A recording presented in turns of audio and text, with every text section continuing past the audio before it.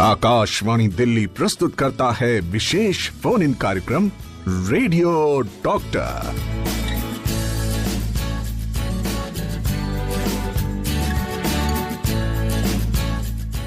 नमस्कार। Radio doctor के आज के अंक के साथ आपकी दोस्त शालिनी मित्तल स्वीकार करिए मेरा नमस्कार। और आज के हमारे रेडियो डॉक्टर, पहले मैं आपका परिचय कराना चाहूंगी। हमारे आज के रेडियो डॉक्टर हमारे साथ स्टूडियो में मौजूद हैं। आप हैं डॉक्टर राकेश यादव। आप प्रोफेसर ऑफ कार्डियोलॉजी हैं और हेड हैं department of emergency medicine, AIIMS new Delhi. बहुत बहुत स्वागत डॉक्टर साहब आपका। नमस्कार शालिनी जी।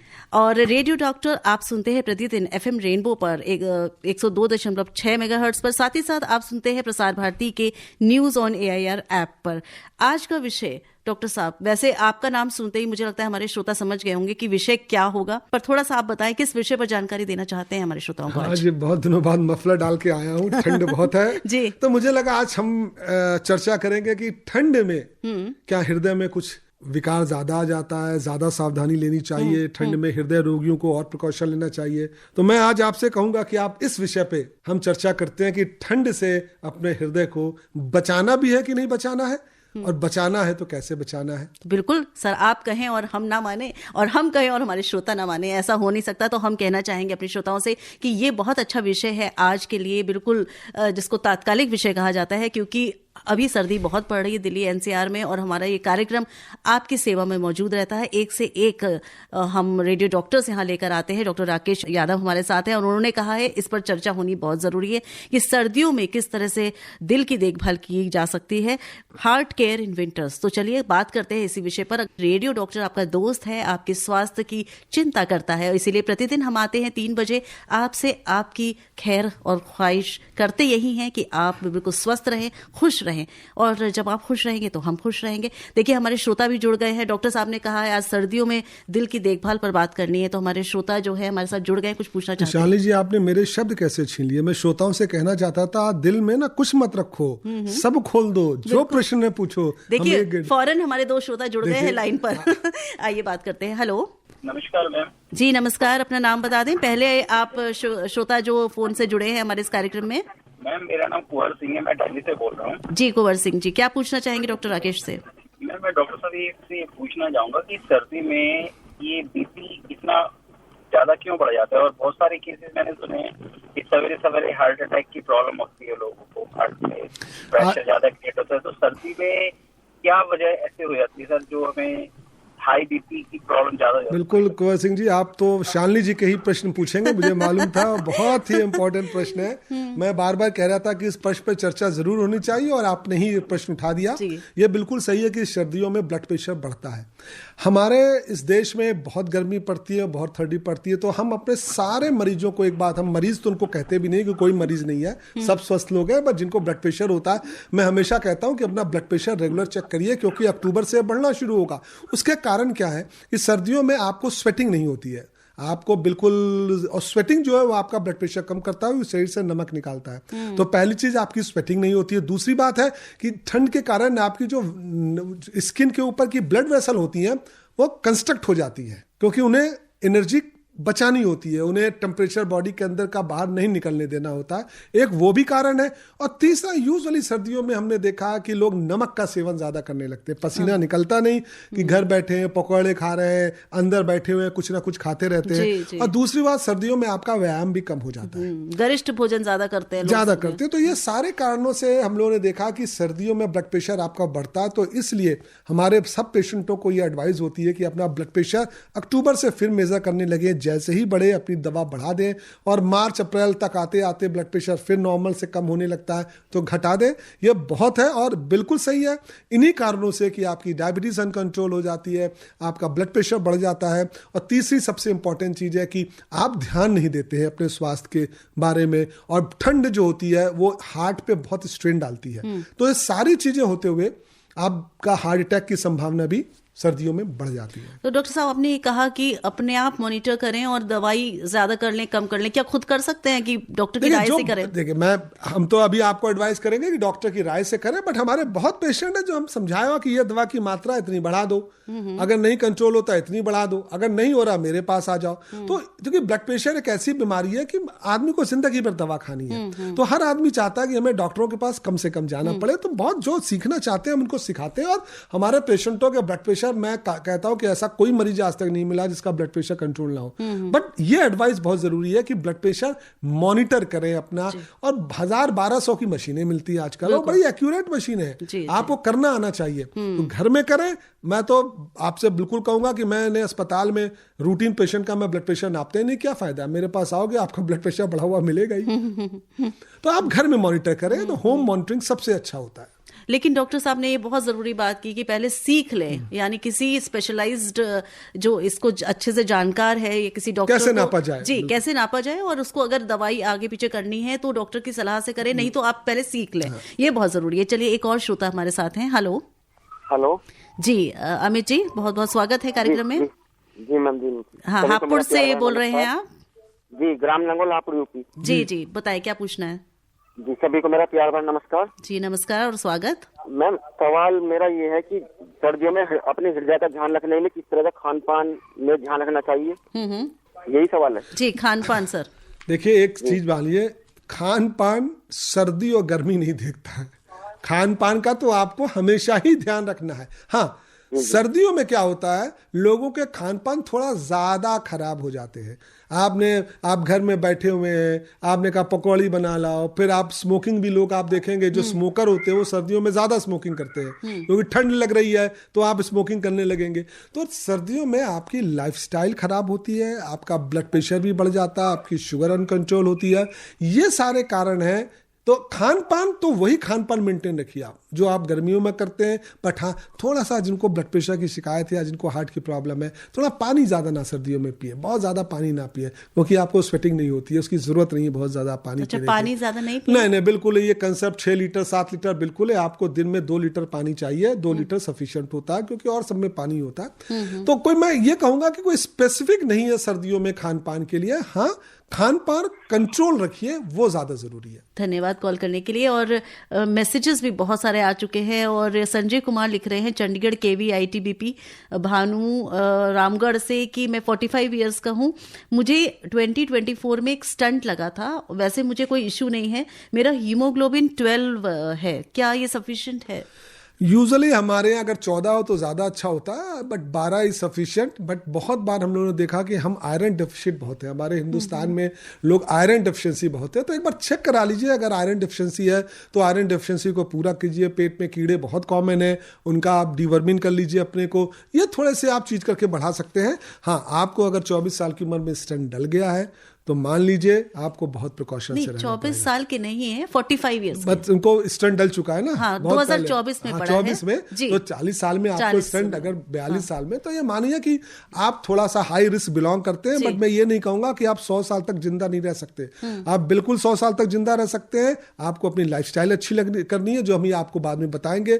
खान पान में मैं हमेशा कहता हूं कि फैटलेस, ये गलत कंसेप्ट है। अच्छा फैट खाओ जो आपके हार्ट के लिए अच्छा है, जिसमें मोनो अनसैचुरेटेड, पॉली अनसैचुरेटेड ज्यादा है। सैचुरेटेड फैट मत खाओ। कार्ब्स भी खाओ, कॉम्प्लेक्स कार्ब खाओ। कार्ब्स भी बहुत हार्मफुल होते हैं, अगर आप चीनी बहुत खाते हो तो कम करो। वॉक करो, नियमित जांच कराओ, और डॉक्टर जो भी आपको दवा दे, ये मत सोचना कि अब 1 साल बाद मैं ठीक हो गया तो मैं दवा बंद कर दूं, क्योंकि उससे चांसेस ऑफ हार्ट अटैक बढ़ जाएगा। तो अगर प्रिकॉशन लोगे, दवा खाओगे, स्मोकिंग मत करना, रेगुलर एक्सरसाइज करो, विग्रेस एक्सरसाइज हम हमेशा मना करते हैं, सडनली नहीं करना चाहिए। तो आप भी अपना शतक पूरा कर सकते हो, इसके लिए बिल्कुल बेफिक्र रहो जी। और आपने अभी हीमोग्लोबिन की बात की। हमारा जो दूसरा मैसेज है, दिनेश शर्मा जी ने लिखा है शिमला झुंझुनू राजस्थान से कि मैं 70 साल का हूँ, 12 साल से मैं BP की दवाई खा रहा हूँ और मुझे और कोई बीमारी नहीं है। प्रतिदिन मैं एक्सरसाइज भी करता हूँ, स्वस्थ हूँ। मैंने पिछले दिनों अपने सारे टेस्ट कराए, इन्होंने टेस्ट के नाम भी बहुत सारे लिख रखे हैं, लेकिन सब नॉर्मल आए हैं।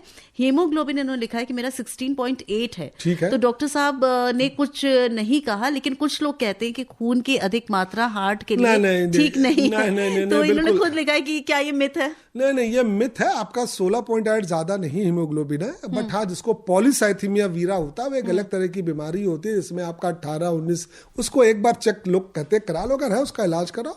बट ऐसा बिल्कुल नहीं है कि आपका 16 ग्राम हीमोग्लोबिन है तो आपको मेरा हार्ट अटैक ज्यादा होगा, बिल्कुल नहीं। आप बहुत स्वस्थ इंसान हो। तो इसका मतलब कोई डरने की, घबराने की बात नहीं है। बात करते हैं हमारे एक लिसनर से। Hello madam, good afternoon. Good afternoon.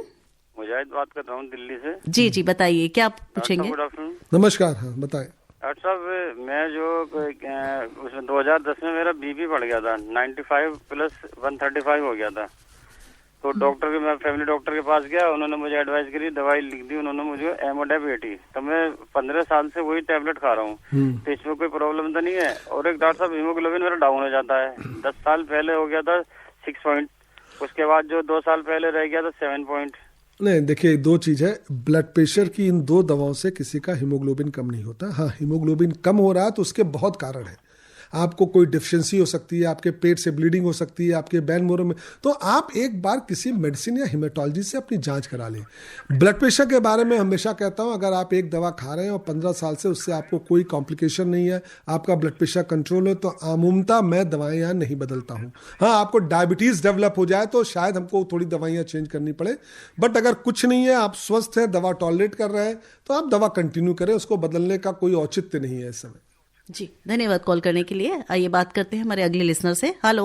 नमस्कार जी। जी नमस्कार जी, मैं यामीन भाई, वीडियो वाला। जी जी, यामीन भाई जी, बताइए क्या पूछना है? मैं सबको नमस्कार नमस्कार प्रणाम जी। मैं ये जानना चाह रहा हूँ, जैसे कि जिन लोगों को डायबिटीज है उनको ही ज्यादा बीपी की दिक्कत रहती है उसको, और एक मैं ये जानना चाह रहा हूँ, बीपी से शरीर के किस किस अंगों को प्रभावित हो जाता है? देखिए, एक चीज याद रखिए, आपका डायबिटीज और ब्लड प्रेशर ये शरीर के हर अंग को प्रभावित करते हैं। तो मैं ये नहीं कहूंगा, शायद शरीर में ऐसा कोई अंग नहीं हो जिसको ये प्रभावित ना करते हो। तो अगर आपको ये दोनों बीमारियां हैं तो इसको दवाओं से कंट्रोल करिए। आप कहते मैं लाइफस्टाइल से कंट्रोल कर रहा हूँ, मैंने कहा मोस्ट वेलकम, बट कंट्रोल होनी चाहिए। बढ़ा हुआ ब्लड प्रेशर लॉन्ग टर्म में सारे शरीर को खराब करता है। तो ये दोनों चीजें अगर हैं तो आजकल इतनी अच्छी अच्छी दवाएं आ गई हैं कि आप उसको कंट्रोल रखिए, और कंट्रोल रखेंगे तो एक नॉर्मल पॉपुलेशन से रिस्क ज्यादा नहीं है आपकी जिंदगी का होगा, लेकिन नहीं कंट्रोल करेंगे तो रिस्क बहुत बढ़ जाता है। तो हम सब की, सारे डॉक्टरों की ये राय होती है कि ये बीमारी अगर हो गई तो पहले लाइफस्टाइल से कंट्रोल करिए, 6 महीने अपनी लाइफस्टाइल अच्छी रखिए, उससे भी नहीं कंट्रोल होता तो दवा शुरू कर दीजिए। लेकिन अगर मैं आप मेरे पास 140 और 95 ब्लड प्रेशर लेके आएंगे तो मैं कभी दवा आपकी शुरू नहीं करूंगा। मैं कहूंगा वजन कम करिए, एक्सरसाइज शुरू करिए, नमक कम खाइए। उसके बाद 6 महीने में अगर ब्लड प्रेशर नहीं कम होगा तो मैं दवा शुरू करता हूं। दवा भी लो डोज से शुरू करनी है और हर 2 से 4 हफ्ते में मात्रा बढ़ानी है। एक साथ ज्यादा मात्राओं में दवा कभी नहीं शुरू करनी होती है।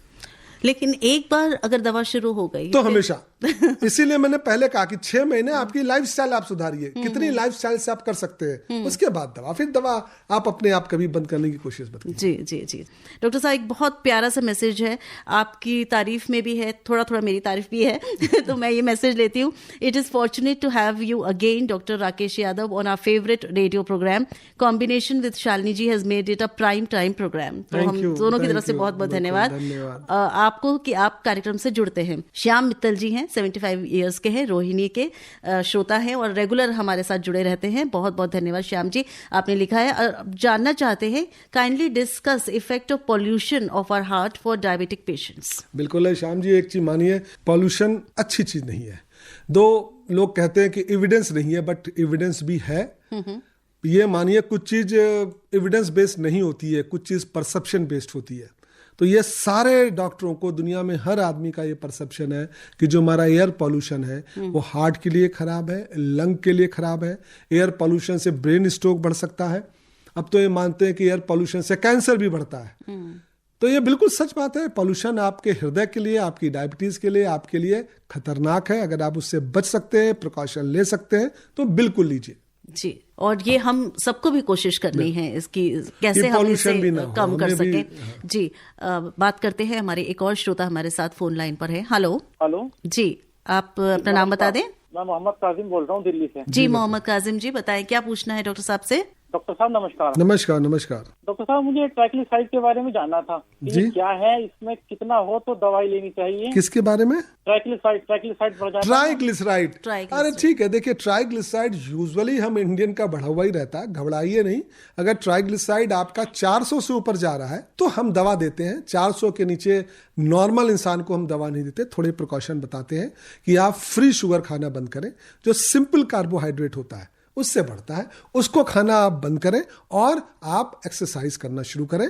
अगर आपका 250 है, 300 है और आपको डायबिटीज नहीं है, आपको कोई और प्रॉब्लम नहीं है, तो दवाओं से इसका इलाज करने का कोई औचित्य नहीं है। हाँ, अगर 400 से ऊपर जा रहा है तो हम दवा देते हैं। अगर वो भी तब जब लाइफस्टाइल चेंज करने के बाद, यूजुअली देखा जिनको हाइपोथायराइड होता है उनका भी ट्राइग्लिसराइड बढ़ जाता है, जिसकी डायबिटीज अनकंट्रोल होती है उसका भी ट्राइग्लिसराइड बढ़ जाता है। तो ये सब कंट्रोल करने के बाद अगर आपका ट्राइग्लिसराइड 400 से ऊपर है तो दवा शुरू करें। हाँ, 200-250 में परेशान ना हो, कोई डायरेक्ट एविडेंस नहीं है कि ट्राइग्लिसराइड से हार्ट अटैक होते हैं, तो बहुत ज्यादा उसके लिए आप परेशान ना हो। जी, केडी त्रिपाठी जी लिख रहे हैं, हमको मैसेज भेजा है रांची से कि my wife, her age is 75 years, she has been diagnosed as having atrial arrhythmia, she has undergone cardioversion, that what precautions कोई she बात should? नहीं, आपको एट्रियल फिब्रिलेशन हुआ होगा। 75 साल में एट्रियल फिब्रिलेशन एक कॉमन बीमारी है। एट्रियल फिब्रिलेशन से इतना मत घबराइए। हाँ, अगर हो रहा है तो आप 2 एट्रियल फिब्रिलेशन को कंट्रोल करने की भी दवाएं आती हैं। एट्रियल फिब्रिलेशन में हार्ट रेट कंट्रोल करने की भी दवाएं आती हैं और ब्लड थिनर, ये 3 का कॉम्बिनेशन आप, अगर आपका डॉक्टर एडवाइस करता है तो हमेशा लीजिए। ये मत कहिए कि डॉक्टर फालतू की दवा दे रहा है। अच्छा। ठीक है, एट्रियल फिब्रिलेशन अगर हो रहा है तो आपको स्ट्रोक होने की संभावना बढ़ जाती है। तो आप डॉक्टर के इलाज में रहिए, बट इतना मत घबराइए। ऐसी कोई ये बहुत खतरनाक बीमारी नहीं है कि आप घबराएं। उसका इलाज है, इलाज करें। जी जी। इस बीच हमारे एक श्रोता हमारे साथ फोन लाइन पर भी आ गए हैं। हेलो जी। मैं किशन बोल रहा हूँ। डॉक्टर साहब को मेरा नमस्कार। नमस्कार। नमस्कार डॉक्टर साहब, मेरे को ब्रेन स्ट्रोक भी हो चुका है, कोरोना भी हो चुका है, और अभी जो है शुगर का था भी ये चक्कर, शुगर कंट्रोल में एक्सरसाइज से 95 और 145 खाने के बाद है।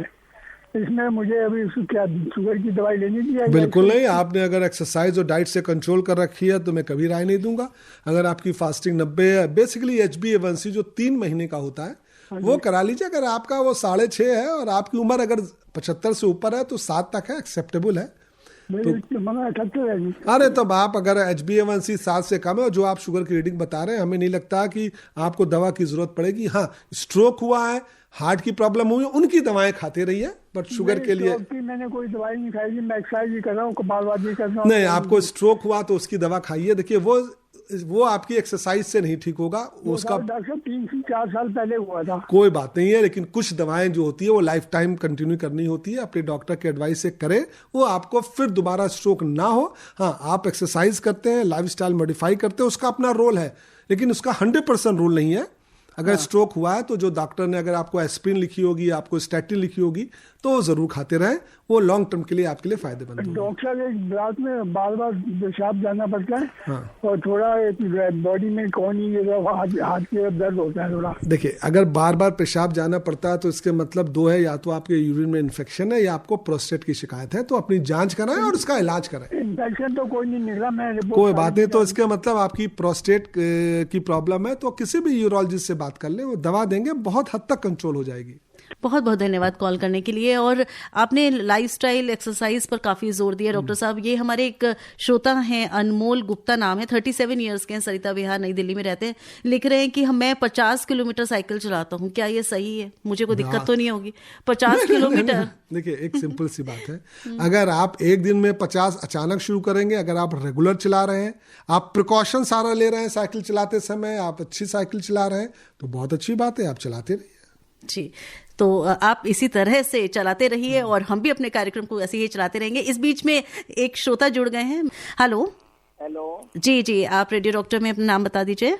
मोहम्मद कैफ नाम है। जी जी, मोहम्मद कैफ जी, बताइए क्या पूछना है? 23 साल है डॉक्टर साहब। एक तो मुझे घबराहट बहुत ज्यादा होती है और धड़कन बढ़ती है, ईको भी नॉर्मल है और ECG भी। देखिए, आपको घबराहट होती होगी, आपको नींद कम आती होगी, ये मान लीजिए आपको कोई ऐसी बीमारी है जो आपकी ये प्रॉब्लम कर रही है, आपको एंजाइटी है, तो आप, मेरा मानना है कि आप किसी अच्छे साइकेट्रिस्ट से दिखाएं, और आप उनका इलाज कराएं, आप बिल्कुल ठीक हो जाएंगे। हर बार घबराहट ये हार्ट से नहीं होती है।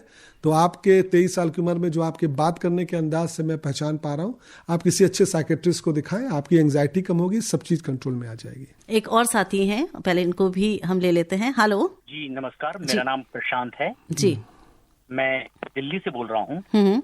सबसे बड़ी समस्या आती है कि दिल्ली एनसीआर का प्रदूषण दुनिया में बहुत कुख्यात हो चुका है। अब दिक्कत ये है कि काम करना है तो रहना भी इसी क्षेत्र में है, बचने की कोशिश तो हर कोई कर रहा है, लेकिन ये संभव नहीं। क्या कोई ऐसी प्रक्रिया हो सकती है, कोई पद्धति हो सकती है कि मजबूरी में जीवन तो यहीं जीना है, लेकिन उससे अपने दिल दिमाग को भी बचाए रखने की कोई ऐसी रेमेडी डॉक्टर साहब बता सकते हैं? देखिए, हम आपको जैसे हम हमेशा कहते हैं कि अगर इस पोल्यूशन में आप क्या क्या और काम करें जिससे आपका दिल और दिमाग सही रहे। पहली बात तो अगर आप मास्क लगा सकते हैं बाहर जितने समय लगाइए। दूसरी इंपॉर्टेंट चीज़ है, अगर अपने घर में एयर प्यूरीफायर, लोग कहते हैं एयर प्यूरीफायर कितना उपयोगी है, इसका कोई ऐसा तो एविडेंस नहीं है, लेकिन घर में अगर आप अपनी AQI कम रखते हैं तो भी आपको फायदा होगा। तीसरा, मैं हमेशा कहता हूँ भाप लीजिए। आप जब बाहर से आए ना तो जो स्टीम से अपना थोड़ा सा स्टीम 1-2 बार लेते रहेंगे तो वह बहुत कुछ आपके जो सांसों के अंदर कार्बन और ये सब फंस जाता है वो निकलेगा, तो भाप लें। और दूसरी बात है, देखिए इस बीमारी से लड़ना, ये बीमारी मैं कहता हूँ पोल्यूशन है, तो अपने को स्वस्थ रखें, अपनी डायबिटीज कंट्रोल रखें, अपना ब्लड प्रेशर है, अपनी इम्यूनिटी बढ़ाएं। बाकी तो ना आप जिस चीज से सफर कर रहे हैं हम लोग भी उसी चीज से सफर कर रहे हैं। यस, इस पोल्यूशन में गला खराब हुआ जो महीनों लोगों का नहीं हुआ, हम लोग का ही ऐसा हुआ। बट इसकी कोई रेमेडी ऐसी नहीं है कि मैं आपसे कहूं कि आप ये कर लीजिए तो ये, बट जो प्रिकॉशन है, अपनी इम्यूनिटी बढ़ाइए, डीप ब्रीथिंग एक्सरसाइज करिए तो आप शायद इससे लड़ सके। मैं ये आप जैसे बोल रहे हैं योग और मेडिटेशन, इससे भी शायद फायदा होगा। एक चीज आपने बोली कि स्टीम लें, अगर कहीं आए जाए तो उसमें कुछ डाल के लेना? नहीं, नॉर्मल। अब जो आजकल स्टीमर कितने मार्केट में आते हैं, पानी में कुछ डालना नहीं है, गर्म नहीं लेनी है, वो जल्द warm and humid. Warm and humid लेने से ना बहुत, एक तो आपका फेशियल हो जाएगा तो आदमी खूबसूरत भी लगने लगेगा, दूसरी बात है आपके लंग भी खूबसूरत हो जाएंगे। जी, दिल तो खूबसूरत है ही। आप सुन रहे हैं विशेष फोन इन कार्यक्रम रेडियो डॉक्टर। जी हाँ, आप हैं कार्यक्रम रेडियो डॉक्टर में और आज हमारे साथ रेडियो डॉक्टर हैं डॉक्टर राकेश यादव। आप प्रोफेसर ऑफ कार्डियोलॉजी हैं, हेड हैं department of emergency medicine, AIIMS new Delhi में। बात कर रहे हैं सर्दियों में दिल की देखभाल, हार्ट केयर इन विंटर्स में। और डॉक्टर साहब ने बहुत सारी बातें बताई हैं। डॉक्टर साहब, आप हेड भी हैं department of emergency medicine, AIIMS new Delhi में। तो इमरजेंसी में जब केसेस आते हैं, हार्ट के बहुत सारे आते होंगे, सर्दियों में क्या इसकी संख्या बढ़ती है और किस तरह से केयर की जाती है और किस तरह से एम्स अगर कोई पहुंचता है तो कैसे मदद ले सकता है, क्या सही तरीका है, प्लीज बताएं। एम्स में अगर किसी को इमरजेंसी केयर की जरूरत है तो उसको तुरंत देखा जाता है और इलाज भी बिल्कुल फ्री होता है एम्स में। तो ऐसा जो एक परसेप्शन है कि एम्स में इमरजेंसी में, ये बिल्कुल गलत है। जो लोग आते हैं, और ये बिल्कुल आपने सही कहा, जाड़ों में थोड़े जिनको हार्ट की प्रॉब्लम होती है, जिनको हार्ट फेलियर होता है, जिनको दमे की प्रॉब्लम होती है, हाँ जाड़ों में उनकी संख्या तो थोड़ा बढ़ती है। और बहुत बार देखा हाइपोथर्मिया के पेशेंट बहुत आते हैं हमारे यहाँ। अब बाहर ठंड से ठुठुर रहे हैं, किसी ने अल्कोहल ज्यादा पी ली, ओढ़ा नहीं, बच्चे हैं, तो हाइपोथर्मिया के भी पेशेंट बहुत आते हैं जिनका बॉडी का टेम्परेचर कम हो जाता है। तो बिल्कुल सही आपने बोला कि इन मरीजों की संख्या जाड़े में जरूर बढ़ती है। तो क्या सीधे वो इमरजेंसी में जा सकते हैं? बिल्कुल है, कोई भी आदमी जिसको इमरजेंसी केयर की जरूरत है वो बिल्कुल सीधे। बट हाँ, हम लोग हमेशा रिक्वेस्ट करते हैं कि अगर आपको रूटीन केयर की जरूरत है तो कृपया इमरजेंसी में ना आके भीड़ लगाएं। आपको वाकई इमरजेंसी, अब आपका ब्लड प्रेशर 150-100 आपके, हम चलो इमरजेंसी में दिखा लाते हैं, ये हम हमेशा रिक्वेस्ट करते हैं लोगों से कि ना करें। बट हाँ, आपको अगर सीने में दर्द है, आपकी सांस फूल रही है, आपको बहुत हाई ग्रेड फीवर है, आपको लकवा मार गया, आपको हार्ट अटैक हो गया, तो आप बिल्कुल इमरजेंसी में प्रस्थान करें, वहाँ आपकी बिल्कुल केयर की जाएगी। जी, बहुत सारे श्रोता हैं जिनको जानकारी नहीं होती है कि किस तरह से हम एम्स जाएं और सही समय पर सही जानकारी और सही ट्रीटमेंट ले सके। तो डॉक्टर साहब बता रहे हैं, हमारे श्रोता हमारे साथ फोन लाइन पर लगातार जुड़ रहे हैं, अपनी समस्याओं को पूछ रहे हैं। तो आइए बात करते हैं इनसे। हेलो जी, आप अपना नाम बताइए। मैं गौरव वर्मा बोल रहा हूँ, रुड़की हरिद्वार से। जी बताइए। डॉक्टर साहब को नमस्कार। नमस्कार सर, पहले तो मैं बहुत धन्यवाद बोलूंगा आपका कि जब भी आपको मैं काफी टाइम से सुनता हूँ तो कुछ प्रॉब्लम होती है तो आधी चीजें तो आपकी बात करने के बाद खत्म हो जाती है। जी, इसीलिए सर को समय समय पर लाते हैं, हमारे श्रोता बिल्कुल स्वस्थ रहे। सर, मेरा क्वेश्चन ये है कि मैं जनरली ब्लड डोनेशन करता रहता हूँ, तो मैंने इस बार भी ब्लड डोनेट किया था। तो जो वहाँ पर छोटे मोटे टेस्ट होते हैं उसमें मेरा HB बढ़ा हुआ आया था। हीमोग्लोबिन? हाँ जी। अच्छी बात है। भगवान, देखिए आप दूसरों को ब्लड देते हैं तो भगवान भी आपका ब्लड ठीक रखता होगा। नहीं, कितना आया था आपका, ये बताएं सर। वो मेरा 18 के आसपास है। अच्छा, नहीं, एक बार अगर किसी ने देख लिया कि वो पॉलीसाइथीमिया का आप केस नहीं है तो घबराने की बात नहीं है। बट अगर आप ब्लड डोनेशन करते हैं, बहुत अच्छी चीज़ है। ब्लड डोनेशन से आज तक कोई आदमी बीमार नहीं हुआ, राधा स्वस्थ हुआ है। तो ब्लड डोनेशन अगर आप करते हैं, बिल्कुल करते रहिए। लेकिन हाँ, ब्लड डोनेशन की गाइडलाइंस है, वो जब जाएंगे तो आपसे पूछेंगे, वो फॉलो करता है तो ब्लड डोनेशन बहुत अच्छी चीज़ है और इससे कोई भी खतरा आपके शरीर को नहीं होना। राधा मैंने उसके बाद अपने जो जनरल टेस्ट होते हैं वो टेस्ट कराए थे, तो उसमें थोड़ा मेरा एचबी था और आरबीसी कुछ बड़े हुए आए हैं। हाँ, एक बार मैं हमेशा कहूंगा वो टेस्ट रिपोर्ट एक बार किसी फिजिशियन को दिखा लीजिए कि आपको पॉलीसाइथीमिया तो नहीं है। बस अगर वो नहीं है तो आप खुश रहिए, अपना ब्लड डोनेट करते रहिए, बहुत अच्छी बात है। तो जैसे सर्दियां हैं, हम गाजर के जूस पीते हैं, मल्टी वेजिटेबल का जूस, बहुत बढ़िया। तो लोग बोलते हैं कि जूस नहीं पीना चाहिए अगर आपके प्रॉब्लम में कोई डिफिशियंसी नहीं है। नहीं, आप देखिए, आप इतना थोड़ी ना पी लेंगे कि आप 10 किलो गाजर का जूस पी लेंगे। आप 1 गिलास पीते होंगे, 2 गिलास से ठीक है, कोई ऐसा नहीं है। बिल्कुल गलत है। अगर हम जितना नेचर के चीजें खाएंगे, जितनी हम जंक फूड अवॉइड करेंगे, जितना हम अनकुक्ड फूड खाएंगे, उतना आपके शरीर के लिए अच्छा। तो फ्रूट्स, सब्जियां तो बहुत अच्छी चीज है। आप खाते हैं तो बहुत अच्छा कर रहे हैं, आप खाते रहिए, बिल्कुल नहीं आपको उसको बंद करना है। चलिए, बहुत धन्यवाद गौरव जी। नहीं, बिल्कुल दिक्कत नहीं है। आप ऐसे ही स्वस्थ रहिए, ब्लड डोनेट करते रहिए, बाकी लोगों की भी मदद करती रहिए। बहुत धन्यवाद गौरव जी। और बहुत सारे मैसेज हमारे पास श्रोताओं के आए हैं डॉक्टर साहब, और आपकी बहुत तारीफ कर रहे हैं, धन्यवाद दे रहे हैं कि आप इस कार्यक्रम में आए हैं, इतने अच्छे से बता रहे हैं। यशपाल जी लिख रहे हैं द्वारका दिल्ली से, नमस्कार to our favourite doctor Rakesh Yadav and favourite दोस्त Shalini ji, nice topic. My question is it advisable to take medicine for borderline high BP in winters as a preventive measure? नहीं, it should not be taken as a preventive measure. पहली चीज है, blood pressure की दवा याद रखिए, जब एक बार शुरू हो जाए तो बंद नहीं करते। इंटरमिटेंट देना बहुत खतरनाक है। अपना ब्लड प्रेशर मेजर करिए, अगर आपका बढ़ा हुआ लगातार आ रहा है तो दवा शुरू कर दीजिए, बिल्कुल शुरू कर दीजिए, पर प्रिवेंटिव नहीं। नहीं, प्रिवेंटिव नहीं, फिर वो आपकी लाइफ लॉन्ग चलेगी। जी, सुधीर सिंह लिख रहे हैं कुतुबगढ़ से, मैडम सर दोनों को नमस्कार, डॉक्टर राकेश जी को बहुत बहुत धन्यवाद। बहुत बार सुन चुके हैं इनको, और इनको सुनते ही सब कुछ ठीक हो जाता है। बहुत बहुत धन्यवाद बार बार यहाँ आने के लिए। तो थोड़ा सा धन्यवाद सुधीर जी मुझे भी दीजिए बार बार सर को बुलाने के लिए। तो बहुत धन्यवाद आपको भी कि आप इस कार्यक्रम से जुड़ते हैं। और राहुल जी लिख रहे हैं मुंबई से, डॉक्टर सर आपका बताने का तरीका बहुत अच्छा है। एक चीज बताइए कि डॉक्टर, बॉडी बिल्डर्स या एथलीट्स को विग्रस वर्कआउट करना होता है, वो क्या प्रिकॉशन लें सर्दियों में? देखिए, एक सिंपल सी बात याद रखिए, अगर आप विग्रस लेते हैं तो एक तो एक्सट्रीम कोल्ड में नहीं करना होता है। यह है कि अब सुबह का 2 डिग्री का टेम्परेचर और आप दौड़ रहे हैं, मैं इसको एडवाइज नहीं करता। जहां भी आप कर रहे हैं वहां का टेम्परेचर, पहली बात, राउंड अबाउट 24 से 26 के बीच अगर नहीं कर सकते तो एटलीस्ट 22 होना चाहिए। तो कोल्ड में आपको विग्रस एक्सरसाइज नहीं करनी है, जहां करनी है उसका टेम्परेचर मेंटेन करिए। और जैसा मैंने अभी तक मैं सारा प्रिकॉशन बता रहा हूं, अगर आपको ब्लड प्रेशर है तो उसको कंट्रोल करके एक्सरसाइज करनी है। विग्रस एक्सरसाइज से पहले आपने 100% अपना एक प्रिवेंटिव चेकअप किया होगा, डॉक्टर से एडवाइस ली होगी। अगर आप करते आ रहे हैं तो सिंपल चीज याद रखिए, एक्सट्रीम कोल्ड में ना करें उस रूम में करें जिसका टेम्परेचर नॉर्मल 22 से 24 डिग्री, 1-2 टिंकरी में मैं कभी नहीं, बिल्कुल नहीं, दौड़ बाहर खुले मैदान में बिल्कुल नहीं करना चाहिए। जी, हमारे श्रोता जुड़ते जा रहे हैं कार्यक्रम में और आपसे प्रश्न लगातार कर रहे हैं। पॉल जी हमारे साथ जुड़ गए हैं पंजाब से, आइए बात करते हैं। हेलो मैडम, नमस्कार जी। नमस्कार डॉक्टर साहब को भी नमस्कार। नमस्कार डॉक्टर साहब, मेरी मिसेज का ना पिछले साल 15% रह गया था हार्ट जी। तो फिर डॉक्टर के पास गए तो डॉक्टर ने दवाइयाँ दे के, तो अभी तो उसका 30% हो गया है जी, अभी 30 हो गया, पिछले साल 15 था जी। तो उसको हरी मिर्च, लाल मिर्च और काली मिर्च सभी बंद की हुई है। 1 साल से कुछ नहीं इसने ऐसा खाया नहीं है, और घी मक्खन सारा कुछ बंद है। बोलते हैं कि गाय का दूध लेना है, वो भी रात को मलाई निकाल के। तो फ्रूट में सिर्फ एक पपीता बुलाया है खाने के लिए। आप इसके लिए कोई और सजेशन देना चाहें? मैं बिल्कुल देना चाहूँगा। अगर आपका हार्ट फेलियर का पेशेंट है तो बस हम ये कहते हैं कि आप अपना लिक्विड इंटेक कम रखें।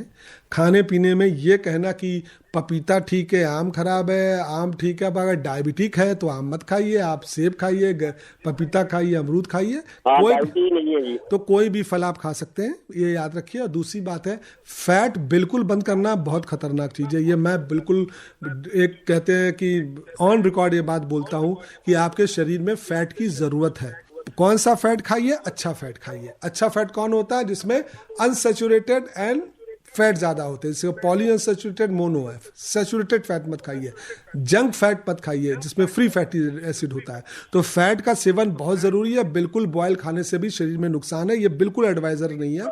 और तीसरी बात जो आपने कहा, उनकी मिर्ची बंद कर दी। हाँ, अगर उनको मिर्ची से गैस्ट्राइटिस होती है तो बंद कर दीजिए, बट हार्ट के लिए मिर्ची अच्छी चीज है, उसमें एंटीऑक्सीडेंट होता है।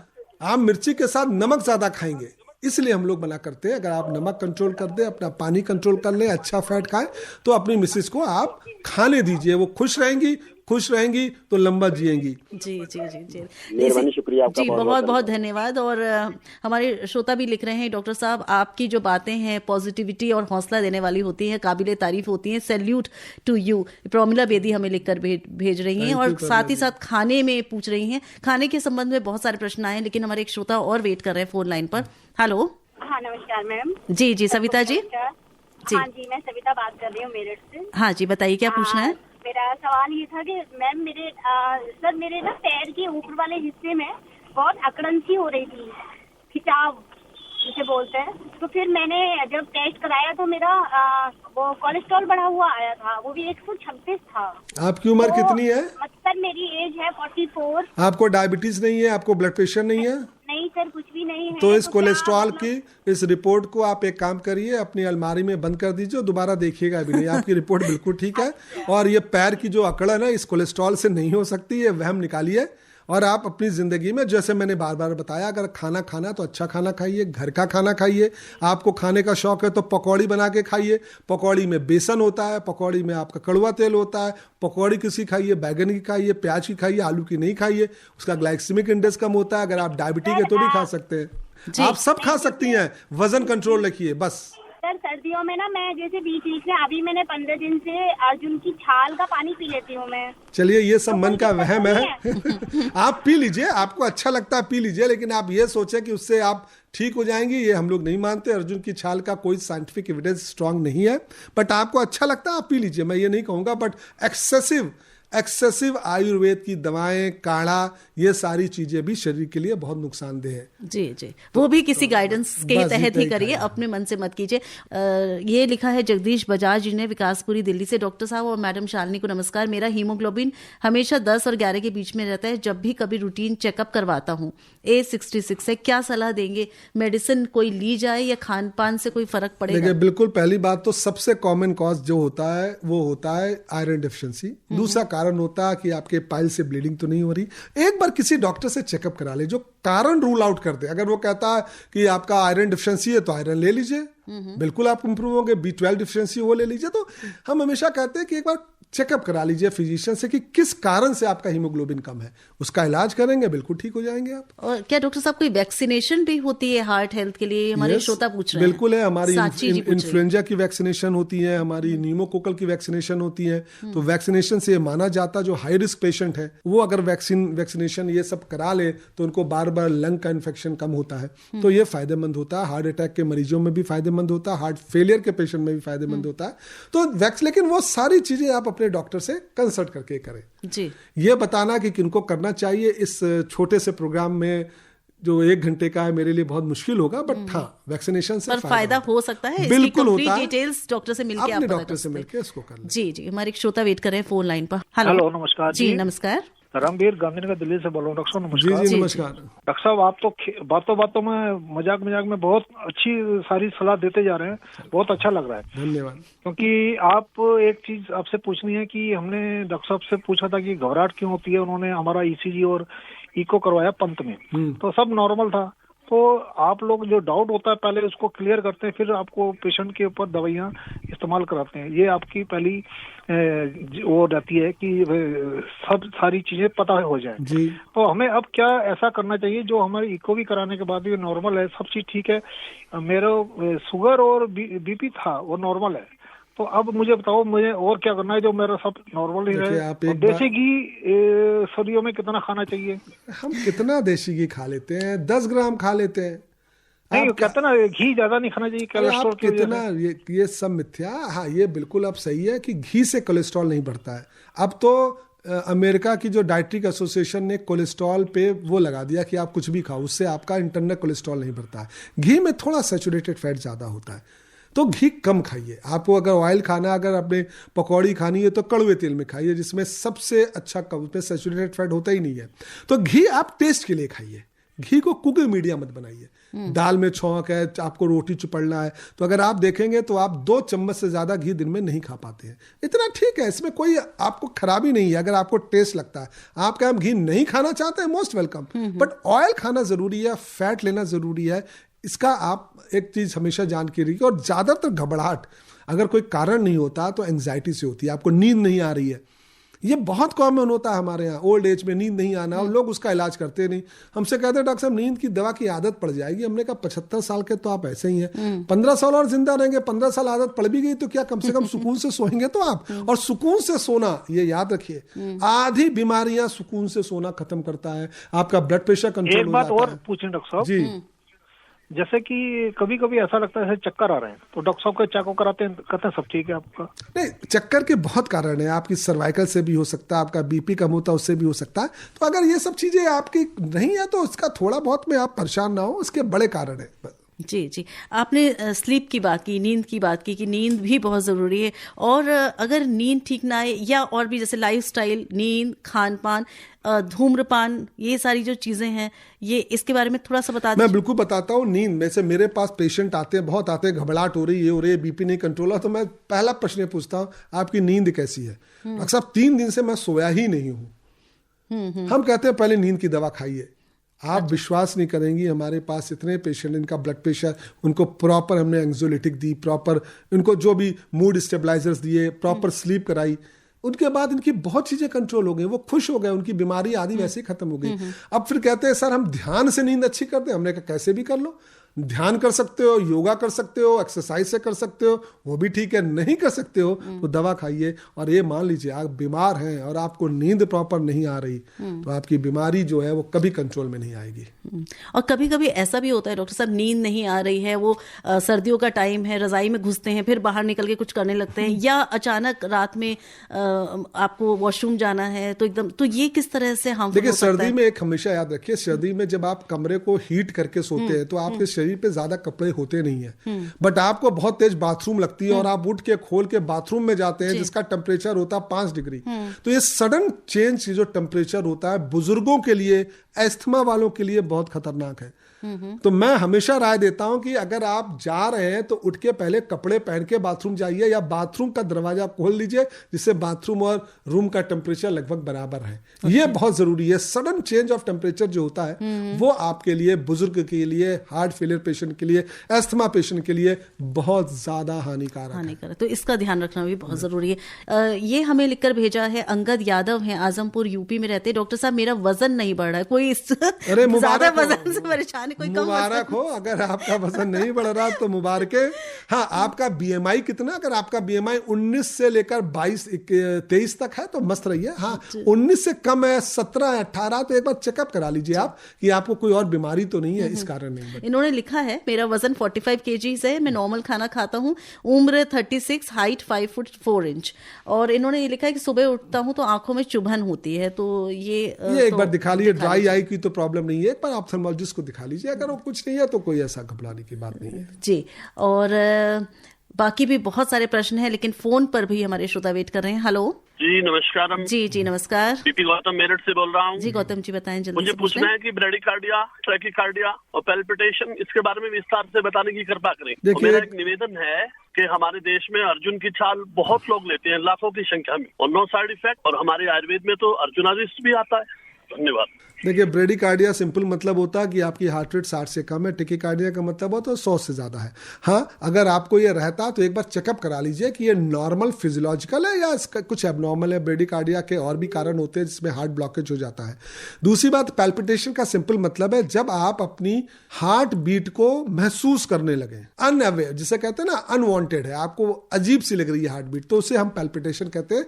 पैल्पिटेशन के बहुत कारण है, अगर आपको है तो आप एक बार डॉक्टर से कंसल्ट करें कि मेरा पैल्पिटेशन हो रहा है, इससे क्या क्या कारण है। कभी कभी वॉल्व की दिक्कत से भी पैल्पिटेशन फील होता है। और अर्जुन की छाल के बारे में मैं हमेशा कहता हूं, अगर लेनी भी है तो बिना किसी सलाह, मेडिकल सलाह के उसको ना ले। जी, थोड़ा सा ही समय बचा है, लेकिन बहुत सारे ढेर सारे मैसेजेस हमारे पास है। मैं कोशिश करती हूँ पर प्रॉमिस नहीं कर सकती कि सबको शामिल कर पाऊंगी। डॉक्टर साहब, ओखला संगम विहार दिल्ली से रणधीर गुप्ता, बबीता रानी गुप्ता बहुत बहुत धन्यवाद कह रहे हैं। आज का विषय बहुत अच्छा है, कार्यक्रम बहुत अच्छा लग रहा है, महत्वपूर्ण जानकारियां मिल रही हैं, बहुत बहुत आपका धन्यवाद। इसके अलावा हमें बहुत सारे तारीफी मैसेजेस मिले हैं। हमें लिखा है एक ये मैसेज आया है कि डॉक्टर साहब, मेरे करीबी रिश्तेदारों को सामने चेस्ट में पेन हो रहा है, एंजियोग्राफी नॉर्मल है और पेन अभी भी है, क्या किया जाए? आपका खुशामदीद कह रहे हैं, आपको वंडरफुल इंफॉर्मेशन। बिल्कुल है। देखिए, पेन जो भी होता है, चेस्ट का पेन, सारे पेन कार्डियक नहीं होते हैं।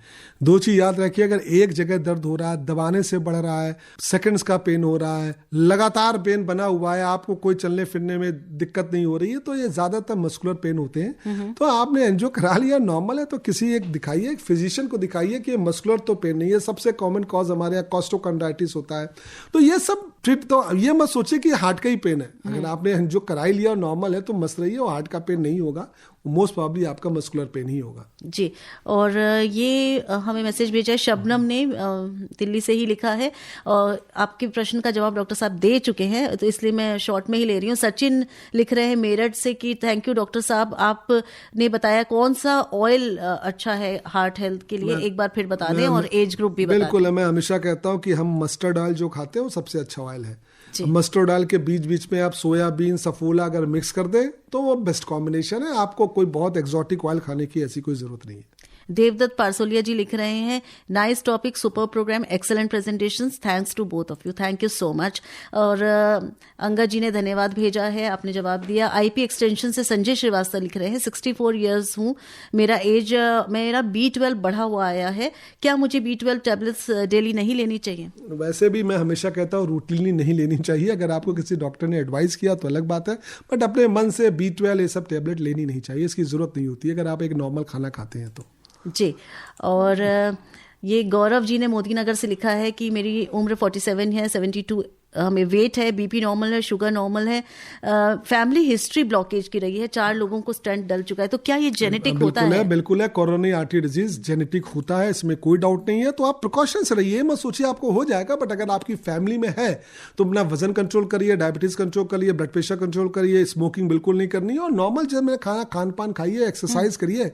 होनी होगी तो होगी, उसको आप भी नहीं रोक सकते, बट हाँ प्रिकॉशन लेंगे तो चांसेस कम हो जाएगी, बट ये जेनेटिक होती है बिल्कुल। तो कितना रेगुलरली टेस्ट कराना चाहिए? कोई टेस्ट नहीं कराना, कोई सिम्टम्स नहीं है तो आपने हमने से आपको इस प्रोग्राम में तमाम बार बताया है कि अगर आपकी 45 साल की उम्र है और आपको एक बार साल में ब्लड प्रेशर, कोलेस्ट्रॉल और शुगर की जांच करानी है, अगर नॉर्मल है तो 2 साल बाद कराइए, 50 के बाद हर साल बाद कराइए, 60 के बाद हर साल में कराइए, जब 70 साल उम्र हो जाए तो हर 6 महीने में कराइए, नॉर्मल है तब। अगर अब नॉर्मल है तो ट्रीट करिए, फिर जैसा डॉक्टर एडवाइस करे तो हमेशा करा लेना चाहिए, खासकर ये 3 चीजें आपको। आपसे बात करके लगता है एवरीथिंग इज सो सिंपल, पर मुझे लगता है कि हमारे श्रोता जब उलझे रहते हैं अपनी स्वास्थ्य समस्याओं से तो उनको उतना सिंपल नहीं लगता, लेकिन आपको सुनकर लगता है कि हाँ इतना मुश्किल भी नहीं है अपने आप को स्वस्थ रखना। और विकास कुमार मौर्य जी लिख रहे हैं भदोही उत्तर प्रदेश से कि मेरे फादर का बीपी बहुत बढ़ गया था, मैं शॉर्ट में बता रही हूँ, काफी लंबा लिखा है, और उनको ब्लड क्लॉट हो गया था, स्ट्रोक हो गया था दिमाग में। जी। तो क्या किया जाए कि वो ठीक रहे? देखिए, पहली बात तो अगर आपको स्ट्रोक एक बार हो चुका है तो जो डॉक्टर आपको दवाई लिख रहा है उसको जिंदगी भर खाइए, अपने आप बंद नहीं करेंगे। दूसरा इंपॉर्टेंट चीज, अपना ब्लड प्रेशर कंट्रोल रखेंगे, चाहे इसकी दवा की मात्रा कितनी भी। तीसरा इंपॉर्टेंट चीज, रेगुलर चेकअप कराना है। चौथा इंपॉर्टेंट चीज, स्मोकिंग नहीं करना है।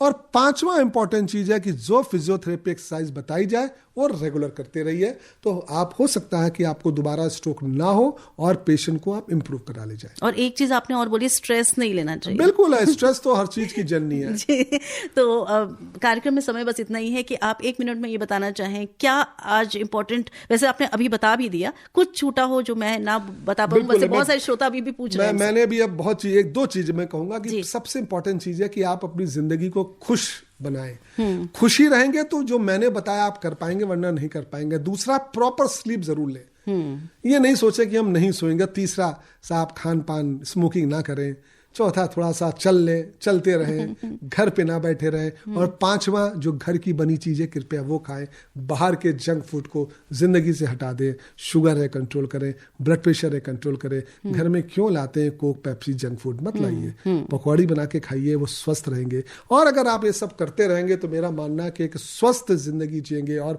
सबसे अच्छी बात है हमारी सरकार इस चीज को प्रमोट कर रही है, स्वस्थ कैसे रहेंगे तो फिट तो हिट इंडिया। बिल्कुल, hit India is a fit India. बिल्कुल सही बात डॉक्टर साहब ने बोली। और बस मैं एक चलते चलते बात ऐड कर दूं कि अगर कोई परेशानी है तो बिल्कुल मत डरिए, बिल्कुल मत सोचिए, रेडियो डॉक्टर को प्रतिदिन सुनते रहिए, अपनी समस्याओं को हमारे साथ शेयर करते रहिए। बहुत बहुत धन्यवाद देना चाहेंगे doctor Rakesh Yadav, professor of cardiology and head department of emergency medicine, AIIMS new Delhi की, कि आप यहाँ आए, समय निकाला और हार्ट केयर इन इवेंटर्स पर इतनी विस्तृत और इतनी खूबसूरत जानकारी हमारे श्रोताओं के साथ साझा करी। बहुत बहुत धन्यवाद डॉक्टर साहब। धन्यवाद शालिनी जी, धन्यवाद श्रोता। और स्वीकार करिए अपनी दोस्त शालिनी मित्तल का भी नमस्कार। अभी आप आकाशवाणी दिल्ली से विशेष फोन इन कार्यक्रम रेडियो डॉक्टर सुन रहे थे। कार्यक्रम की प्रस्तुतकर्ता थी शालिनी मित्तल।